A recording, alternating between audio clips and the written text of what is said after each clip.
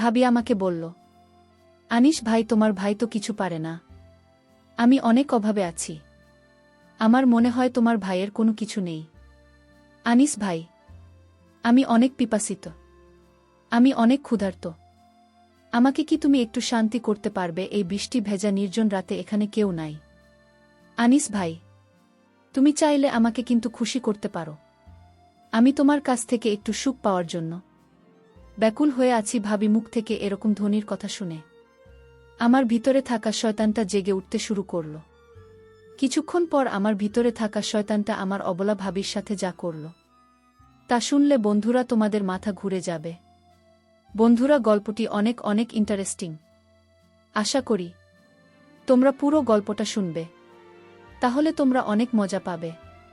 বন্ধুরা, তোমাদের নিকট আমার ছোট্ট একটি অনুরোধ, তোমরা দয়া করে আমার চ্যানেলটি সাবস্ক্রাইব করে আমাকে সাপোর্ট করবে। হ্যালো বন্ধুরা, আমার নাম আনিসুর রহমান, আনিস ছদ্মনাম। আমার বয়স 25।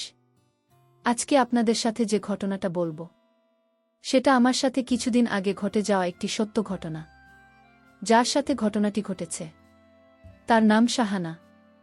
বয়স আনুমানিক 27 কি 28 হবে। সে দেখতে অনেক সুন্দরী, সুশ্রী। 27 কি 28 বছর বয়স হলে কি হবে, তার চেহারাটা দেখতে এখনও অনেক কিউট। সে ছিল পরমা সুন্দরী। তাকে যখন দেখতাম তখনই আমার মনের ভিতরে কেমন জানি শুরু হতো তাকে পাওয়ার আশায়। আমার মন সবসময় ব্যাকুল হয়ে থাকত, কিন্তু ভয়ে তাকে কিছু বলতে পারতাম না, কারণ সে নিজেই ছিল বাড়িওয়ালি। কোনো সমস্যা হলে তো আমাকে বাড়ি থেকে বের করে দেবে। তার জামাই ছিল বাকপ্রতিবন্ধী, অর্থাৎ বোবা।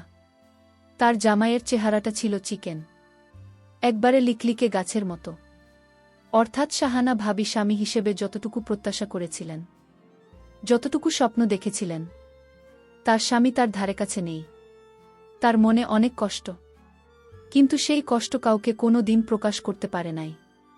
শাহানা ভাবি না পারত তার সাথে মনের কষ্ট প্রকাশ করতে, না পারত মন খুলে কোনো কিছু বলতে, কারণ বোবা মানুষেরা সাধারণত কানে কম শোনে।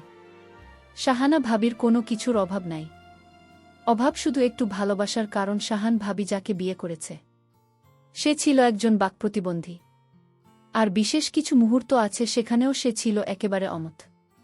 শাহানা ভাবি হয়তো পারিবারিক অবস্থা খুব একটা ভাল ছিল না, যে কারণেই টাকার লোভে পড়ে এমন একটা বাকপ্রতিবন্ধী মানে বোকা ছেলের কাছে তার বাবা মা তাকে বিয়ে দিয়েছে। তার স্বামী না বস্তুত তার মনে ভাষা না বুঝতে তার মনের দুঃখ। শাহানা ভাবি মানসিকভাবে খুব পেশাতেই ছিলেন। আমি ছিলাম তখন তাদের বাসার ভাড়াটিয়া। শাহানা ভাবি এবং তার হাজবেন্ড ছিল এই বাসার মালিক। যখন থেকে এই ভাষাতেই আমি ভাড়াটিয়া হিসেবে উঠলাম, তখন থেকেই শাহানা ভাবের প্রতি আমার একটা অন্যরকম ইমেজ কাজ করত।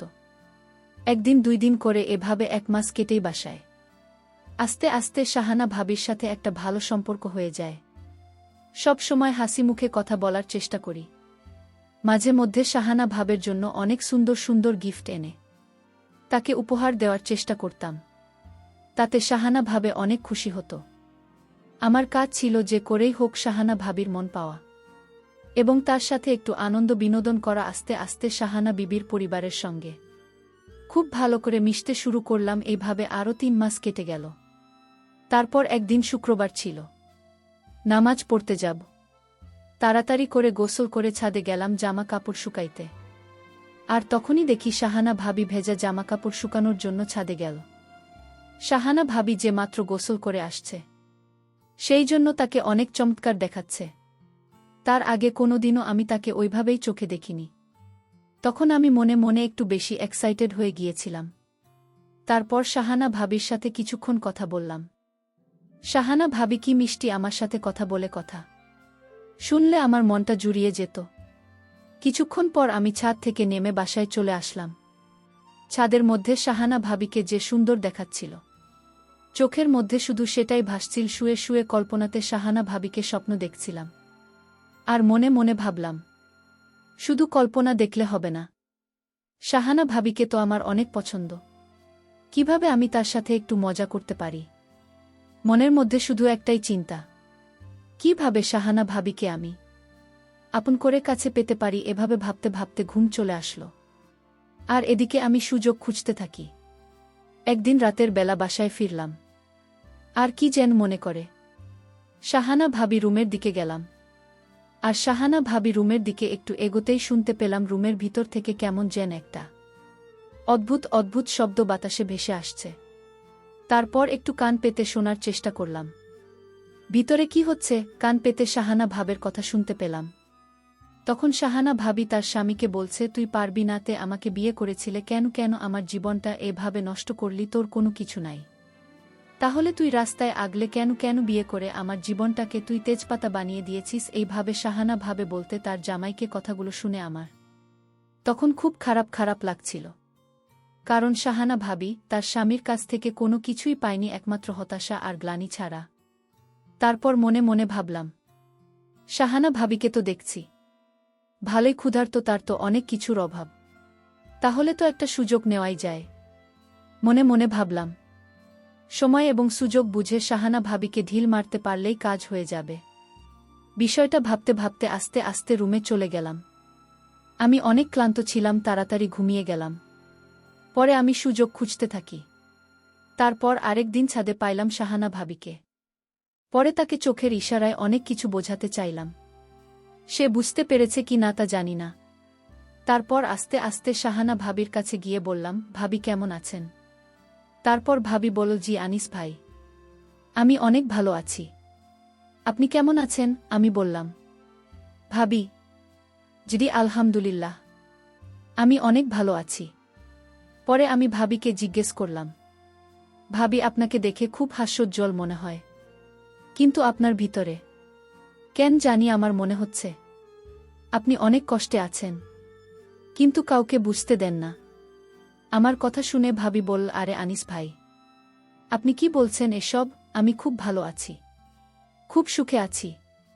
আমি বললাম, না না ভাবি, জানি আজকে রাতে তুমি ভাইয়ের সাথে কি করছো, আমি কিন্তু সব শুনেছি। তুমি কিন্তু ভাইয়ের সাথে মোটেও সুখে নাই।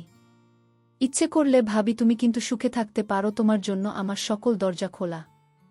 আমার কথা শুনে ভাবি একটা মুচকি হাসি দিলেন। তারপর আমি ভাবি হাসি দেখে বললাম, ভাবি হাসিটা খুব সুন্দর। আর ভাবিও একটু খোঁচা দিয়ে বলল, কি ব্যাপার, আমাকে কি পড়ানো হচ্ছে নাকি? হ্যাঁ, আমি বললাম, আপনাকে আসলেই সুন্দর লাগে। শাহানা ভাবে বলল, আসলে আমি সুন্দর? এতদিন তো বলো নাই। আমি বললাম, এতদিন সাহস পাই না। এই ভাবি শাহানা ভাবে বলল, ও আচ্ছা এই কথা। আমি বললাম, আপনার অনেক কিছুই ভাল লাগে আমার ভাবি। শাহানা ভাবে বলল, তাই বলতো দেখি কি কি ভালো লাগে। আমি বললাম, কিছু মনে করবেন না তো? তাহলে বলবো। শাহানা বলল, আরে হয় না, বলো, শুনতে ভালোই লাগছে। আমি বললাম, বলবো আরেক দিন। শাহানা ভাবে বলল, ওকে, আশায় থাকলাম। পরে আমি বাসায় চলে আসলাম আর সুযোগ খুঁজতে থাকলাম কিভাবে কোথায় শাহানা ভাবিকে বসে আনা যায়। এইসব ভাবতে ভাবতে পরের দিন ভাবিকে একা পেলাম বাসার সামনে। পরে ইশারা দিলাম, খুব সুন্দর লাগছে। তারপরেও আমার মাথা থেকে তো ভূত সরছে না, আর ভাবিকেও ভাগে পারছি না। এভাবে কেটে গেল আরও একদিন। পরে একদিন তাদের বাসায় অনেক মেহমান আসলো, আমারও দাওয়াত দিল। পরে দুপুরের সময়মত খাইতে গেলাম, গিয়ে দেখি বাসায় অনেক মানুষ। পরে দাঁড়িয়ে রইলাম, আর শাহানা ভাবি আমাকে দাঁড়িয়ে রয়েছি দেখতে পেয়ে বলল, আরে আনিস ভাই, এই দিকে এসো, বাড়িতে অনেক মেহমান, তাদেরকে খাওয়া দাওয়া করাতে একটু হেল্প করো। আমি বললাম, আসছি ভাবি, বলেই আমি ভিতরে গেলাম। আর দেখলাম ভাবি খাবার বার্তা আছে। হঠাৎ আমার চোখ গেল ভাবের দিকে, আর চোখ সরাতে পারছি না, কোনো মতেই না। আমার চাহনি দেখে ভাবি একটা মুচকি হাসি দিল। এইভাবে আমি এদিন খাবার দাবার করে মেহমানদেরকে বিদায় দিয়ে চলে গেলাম বাসায়। পরের দিন ভাবি আমাকে ডাকল, আর তখন আমি লক্ষ্য করলাম ভাবির চোখের আগুনের মতো হয়ে আছে। কাছে যেতেই বলল, আনিস ভাই কেমন আছেন? আমি বললাম, ভালো আছি। আপনি কেমন আছেন? শাহানা ভাবে বলল, আমিও ভালো আছি। তারপর বলো, আর কি খবর তোমার? আমি বললাম, এই তো আছি বেশ ভালোই। শাহানা ভাবে বলল, তোমাকে একটা কথা বলি, রাখবা? আমি বললাম, ভাবি বলেন। কি বলতে চান? শাহানা ভাবে বলল। আমার না কথা বলার মতো কেউ নাই। আর আপনি তো জানেনই আমার স্বামী কথা বলতে পারে না, মানে বাক প্রতিবন্ধী। তুমি আমার বন্ধু হবে, আমি তো মনে মনে ভীষণ খুশি হইলাম। খুশি হয়ে আমি বললাম, হে হতে পারে, কোনো সমস্যা নাই। তারপর থেকে আমি শাহানা ভাবির বন্ধু হয়ে গেলাম। প্রতিদিন তার সাথে আমার অনেক কথা হতো। আস্তে আস্তে আমরা এভাবে এগোতে এগোতে বন্ধুর চাইতেও আরও বেশি হয়ে গেলাম। একদিন শাহানা ভাবি আমাকে বলল, আনিস ভাই, আমার তো অনেক কিছুর অভাব, আপনার ভাই বাক প্রতিবন্ধী, সে তো কিছুই পারে না। আপনি যদি আমাকে একটু খুশি করতেন তাহলে আমার কাছে অনেক ভালো লাগত। আমি বললাম, ভাবি, আপনি কি বলতে চাচ্ছেন একটু ক্লিয়ার করে বলেন। তারপর ভাবি আমাকে বলল, ভাই আজকে রাত্রে আমাদের বাসায় আছেন, তাহলে সব বুঝতে পারবেন। আমি তো মনে মনে মহা খুশি, কারণ এত দেখছি মেঘ না চাইতেই জল। ভাবি আমাকে বলল, আনিস ভাই, তোমার ভাই তো কিছু পারে না, আমি অনেক অভাবে আছি। আমার মনে হয় তোমার ভাইয়ের কোনো কিছু নেই। আনিস ভাই, আমি অনেক পিপাসিত, আমি অনেক ক্ষুধার্ত, আমাকে কি তুমি একটু শান্তি করতে পারবে? এই বৃষ্টি ভেজা নির্জন রাতে এখানে কেউ নেই।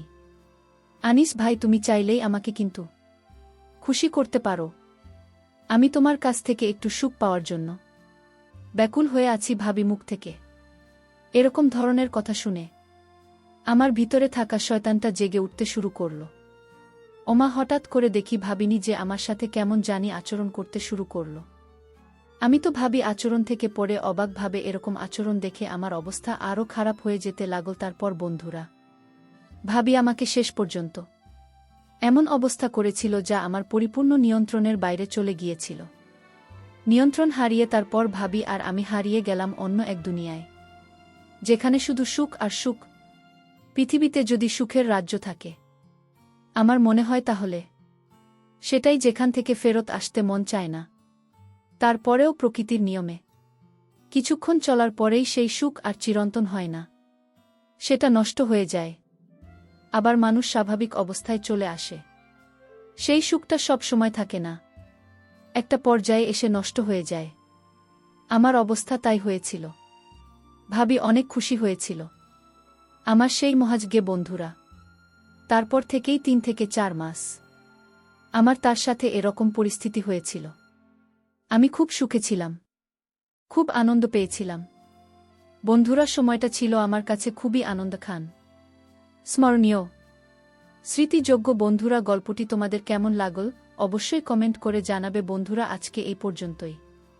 আবারও আসব তোমাদের মধ্যে নতুন কোনো গল্প নিয়ে। গল্পটি যদি তোমাদের ভালো লাগে তাহলে একটি লাইক দাও।